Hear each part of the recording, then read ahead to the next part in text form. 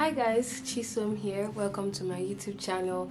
For those that don't know, I'm a new immigrant here in Canada, and I have been getting a lot of questions in the comment section or even via email asking how I got into the tech space, number one, and how I was able to transition into product management, number two, and how I got a job in a Canadian company from Nigeria.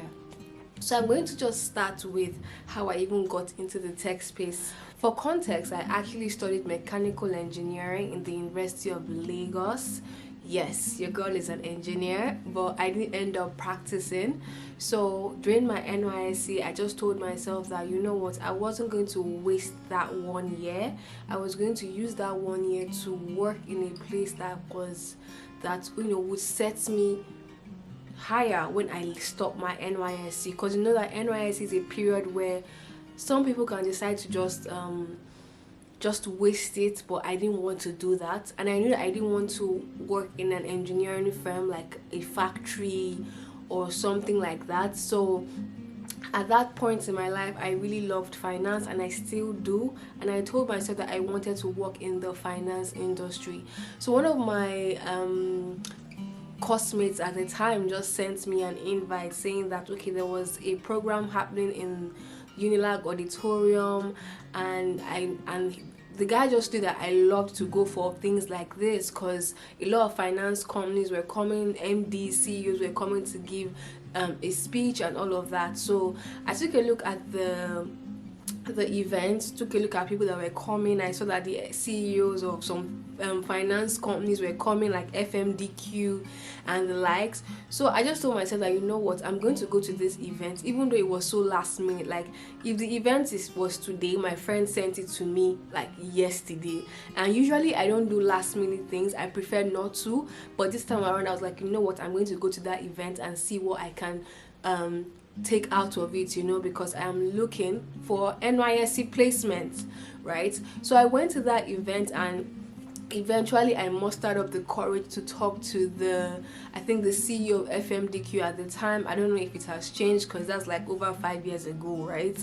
So I went to him. I told him that okay, that like I studied engineering, but I'm looking to move to finance, and what advice would he give me? And he told me that I should actually try and see if I can start working in a finance startup, meaning that the company is fairly new, so I can gain all the experience there because I'll be wearing many hats in a startup, and from there I will just go higher and higher. And luckily for me, right, because these companies had their stands outside. After the event, you could come out, talk to their staff and all of that, which was even where I saw the CEO of FMDQ at the time. So just by the right, after I spoke to FMDQ, I saw a company. I just saw stocks, trading, investments. I was like, let me go and let me really practicalize what the advice I just got from this man, right? So I went over and I saw a man there, and I was like, oh, I studied mechanical engineering, I'm looking to move to finance, I love the concept of investing, making smart money moves, and I'm looking for NYSC placements, and he was like, oh, that's not a problem, because he even did software engineering in the university, right? And right now he is doing something else. So at the time, I didn't even know I was talking to the founder of that fintech startup. I eventually found out later. So he told me, okay, you know what, this is my email, send me an email, let's talk after that. So I kept following up for weeks, for months, and eventually I got my NYSC placement in that stocks trading platform. For those that don't know, if you know the likes of Bamboo, you know Chaka. Yes, so I worked in Chaka, right? That was my first official working experience, and it was bliss. And you guys, that was how I joined a startup, so I joined them. I joined the operations team. I was doing a lot of customer operations stuff, helping to get users verified, speaking to users, just making sure that just the operations team and I would also venture into like product management, helping to like build out some features, all those kind of things. Like my hats, I wore different hats, just as the CEO said I was going to. I even did some work in growth marketing. Like your girl was everywhere. I was everywhere. I was in operations, I was in product, I was in marketing, I was I was everywhere. Until today, I am very, very I'm very, very appreciative of that experience, because from there I moved on to higher places. You get what I mean? So that is how I joined the tech space. And what you can take from that is, whenever you see an opportunity, take it. Number one is to plan.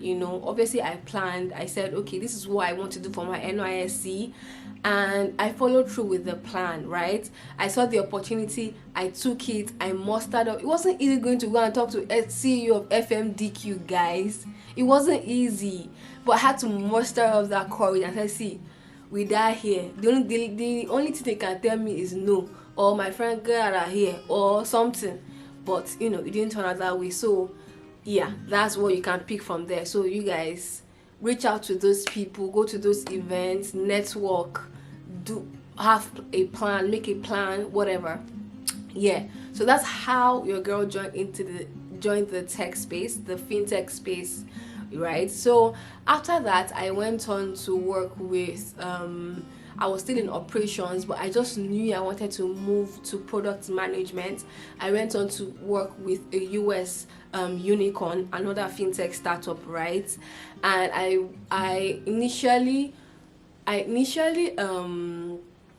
applied to their product operations role, because they had product operations and they had customer operations for their investment products. So I initially applied for product operations, but I wasn't picked because they felt like, okay, and where I'm coming from, or what was on paper, I had more operations skills. So I then got in to this US unicorn as a customer operations analyst, right? I went in there. I was one of the first hires for their investment product, their stocks and crypto product, right? So obviously, as someone that was just like one of the first hires, I actually also wore more than one hat over there. So I handled the operations. I created, how it is. A startup is a startup everywhere, anywhere.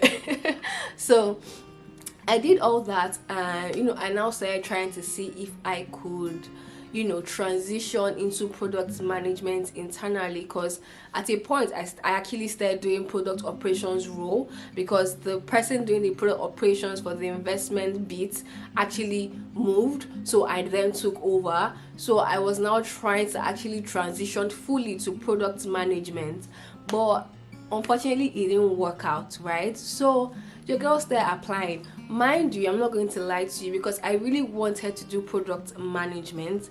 I started a project of my own. Everybody that knows me knows how much I love finance. I love helping people to make smart money decisions. Before this channel, I had a channel that was strictly for finance. That's just me. So I said, you know what, I'm going to, if no one is going to give me, if no one sees that I can, but I know that I can. And I started up that project because I even wanted to, I wanted to have a product of my own. It's one of my dreams, to have my own array of products, yeah. So I now said that, okay, you know what, this is the right time to actually start this project on your own and learn. You can learn by doing that. So I just got a team of one mobile guy, one backer, one designer, and started building, right? So yeah, so by doing that, I even started learning. I was learning because I had to communicate with these engineers. I had to communicate, write everything down to the T. I had to be following up. I had to be calling, texting. I had to learn some terms. That was what exposed me to GitHub. I didn't know what GitHub was before. Repository, all this, committing, this and that, AWS. it was my side project, this project that I'm even still working on, that exposed me to those things, like the technical bit of product management even. So obviously I put that on my CV, like, you know what, okay, this is a project I'm working on. There's a website there, so if you check on it, you will see that there's a website. I had we had the design, right, from start to finish. We had the prototype, put it there. So anybody that I had an interview with, when they asked about that project, I could easily just share my screen, show them, oh, we're not live yet, but this is the prototype, this is our design, this is our website, you know, that kind of thing. So yeah, so when I then applied, I started applying to different companies for product management. I put that CV, I put that project that I worked on in my CV, and I kept applying to international companies because I was already working with a US company, and when you go there is no coming back. So I was applying to only international companies, and eventually there was a Canadian startup that they gave me the job. I applied for their product management role, and they asked questions about my projects, right? They asked deep questions about that project. They gave me tasks to do, like, oh, write this user story, and everything. So eventually I would say doing a side project actually helped me to get that job, because I on my CV it's saying operations, right? Yes, I personally know that I did more than operations in these companies, but you can't exactly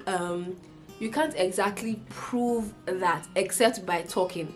Because when they reach out to these companies, when they are doing their due diligence, what the companies will tell them is that, okay, yeah, you worked as a operations person in their company. They won't say, oh, you did products. Like, legally, on your offer letter is operations that was there, right? Or my offer letter is operations that was there. So you get, so that project was the one thing that, okay, they could really use to say, okay, yeah, let's talk about that. Another thing I did was, obviously, while I was working in the operations team in the US unicorn startup, was I also took courses on I think Udemy. Is it Udemy or Coursera? I think Udemy, right? I took some beginner product management courses on Udemy, and then I put it on LinkedIn. Like, if you go to my LinkedIn, you see a lot of the courses I've been taking right from inception. All of that was there, so yeah, in a nutshell, that was really how I became a product manager today, to be honest. So I went from mechanical engineering to working in the finance space, right? Fintech, in operations, and then transitioning to product management, and now even having or building my own product, right? So hopefully my product will actually soon launch soon. We are really in the finishing stages, to be honest. I don't want to go too technical, but we are just about to go live, so you should just expect that really soon, and please show some love. So if you want to take out one or two things from my experience, I would say number one, right, have a plan. Number two, work towards that plan. Reach out to people, network. Number three, educate yourself. There are courses, there are free courses on product management. There are courses that you need to pay for. Check Udemy, check Coursera, they are there. Educate yourself. Fourthly, if you can't afford it, start a project of your own, right? And you put that in your CV and also push yourself.